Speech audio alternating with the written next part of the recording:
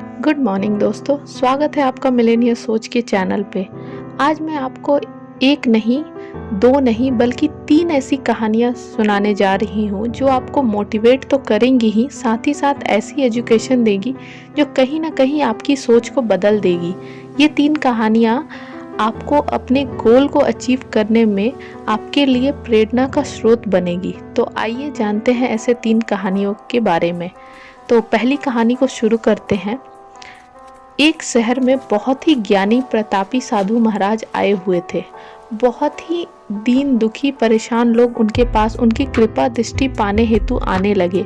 ऐसा ही एक दीन दुखी गरीब आदमी उनके पास आया और साधु महाराज से बोला, महाराज मैं बहुत ही गरीब हूँ, मेरे ऊपर कर्जा भी है और मैं बहुत ही परेशान हूँ, मुझ पर कुछ उपकार करें। साधु महाराज ने उसको एक चमकीला नीले रंग का पत्थर दिया और कहा कि यह कीमती पत्थर है, जाओ जितनी कीमत लगवा सको लगवा लो।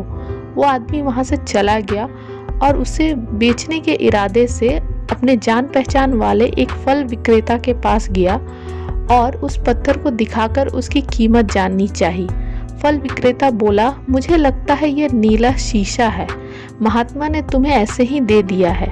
हाँ, यह सुंदर और चमकदार दिखता है, तुम इसे मुझे दे दो, मैं इसके तुम्हें 1000 रुपए दे दूंगा।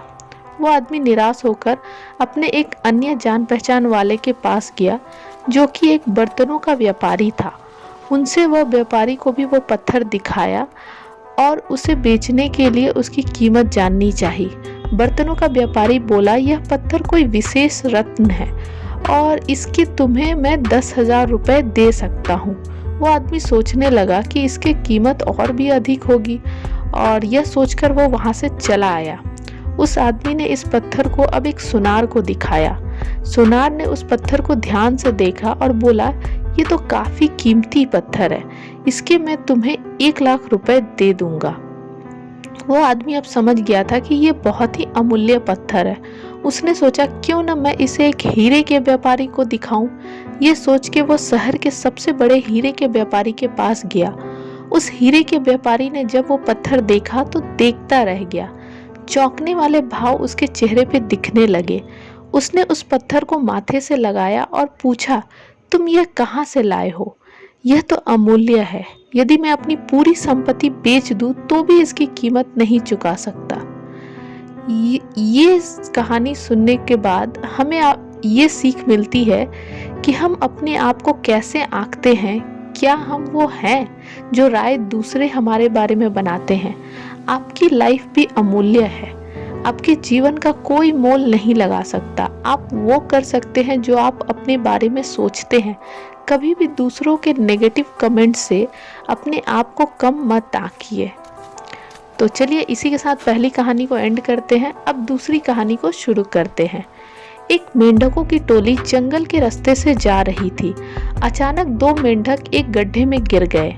जब दूसरे मेंढकों ने देखा कि गड्ढा बहुत बड़ा है तो ऊपर खड़े सभी मेंढक चिल्लाने लगे, तुम दोनों इस गड्ढे से नहीं निकल सकते, गड्ढा बहुत गहरा है, तुम दोनों इससे निकलने की उम्मीद छोड़ दो। उन दोनों मेंढकों ने शायद ऊपर खड़े मेंढकों की बात नहीं सुनी और गड्ढे से निकलने के लिए लगातार वो उछलते रहे। बाहर खड़े मेंढक लगातार कहते रहे कि तुम दोनों बेकार में मेहनत कर रहे हो, तुम्हें हार मान लेनी चाहिए, तुम दोनों को हार मान लेनी चाहिए क्योंकि तुम नहीं निकल सकते। गड्ढे में गिरे दोनों मेंढकों में से एक मेंढक ने ऊपर खड़े मेंढकों की बात सुन ली और उछलना छोड़ दिया। वह निराश होकर एक कोने में बैठ गया। दूसरा मेंढक ने अपना प्रयास जारी रखा और वह उछलता रहा जितना वह उछल सकता था। बाहर खड़े सभी मेंढक लगातार कह रहे थे कि तुम्हें हार मान लेनी चाहिए, पर वह मेंढक शायद उनकी बात नहीं सुन पा रहा था और वह उछलता ही रहा और काफी कोशिशों के बाद वो बाहर आ गया। दूसरे मेंढकों ने कहा, क्या तुमने हमारी बात नहीं सुनी? उस मेंढक ने इशारा करके बताया कि वह उनकी बात नहीं सुन सकता क्योंकि वो बहरा है और सुन ही नहीं सकता, इसीलिए वो किसी की भी बात नहीं सुन पाया। वो तो ये सोच रहा था कि सभी उसका उत्साह बढ़ा रहे हैं। तो दोस्तों, इस कहानी से हमें ये सीख मिलती है क्योंकि जब भी हम बोलते हैं उनका प्रभाव लोगों पर पड़ता है, इसीलिए हमेशा सकारात्मक बोलें। लोग चाहे जो भी कहे, आप अपने आप पर पूरा विश्वास रखें और सकारात्मक सोचें। कड़ी मेहनत और अपने ऊपर विश्वास और सकारात्मक सोच से ही हमें सफलता मिलती है। तो चलिए अभी हम तीसरी कहानी को शुरू करते हैं। एक जंगल में एक बरगद का पेड़ था। उस पेड़ के ऊपर एक चील घोंसला बनाकर रहती थी, जहां उसने अंडे दे रखे थे। उसी पेड़ के नीचे एक जंगली मुर्गे ने भी अंडे दे रखे थे। एक दिन उस चील के अंडों में से एक अंडा नीचे गिरा और मुर्गी के अंडों में जाकर मिल गया। समय बीता, अंडा फूटा और चील का बच्चा उस अंडे से बाहर निकला और वह सोचते हुए बड़ा हुआ कि वह एक मुर्गी है। वह मुर्गी के बाकी बच्चों के साथ बड़ा हुआ।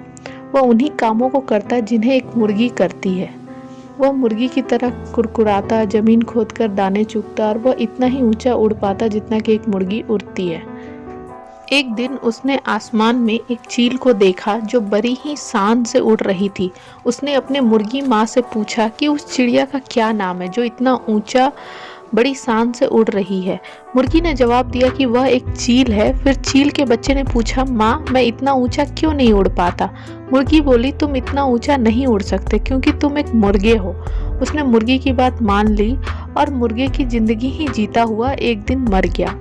तो दोस्तों, इस कहानी से हमें ये सीख मिलती है कि जो भी हम सोचते हैं या कुछ नया करने की कोशिश करते हैं तो दूसरे हमें यह कहकर रोकते हैं कि तुम ऐसा नहीं कर सकते, ऐसा नहीं हो सकता, और हम अपना इरादा यह सोचकर बदल देते हैं कि वाकई मैं ये नहीं कर सकता और हार मान लेते हैं। इसका मुख्य कारण है अपने ऊपर भरोसा ना होना, अपनी शक्तियों पर भरोसा ना करना, अपने काम पर भरोसा ना होना। दोस्तों, जो लोग कहते हैं कहने दीजिए, लोगों का काम है कहना। अपने ऊपर आप हमेशा भरोसा रखें, अपने आप को पहचानें। दोस्तों, अगर जीत निश्चित हो तो कायर भी लड़ जाते हैं। बहादुर तो वो कहलाते हैं जो हार निश्चित हो फिर भी मैदान नहीं छोड़ते। तो इसी के साथ मैं इन तीनों कहानियों को आज यहाँ पे ख़त्म करती हूँ। बहुत जल्दी एक और इंटरेस्टिंग स्टोरी सेशन में मिलेंगे। तब तक के लिए धन्यवाद।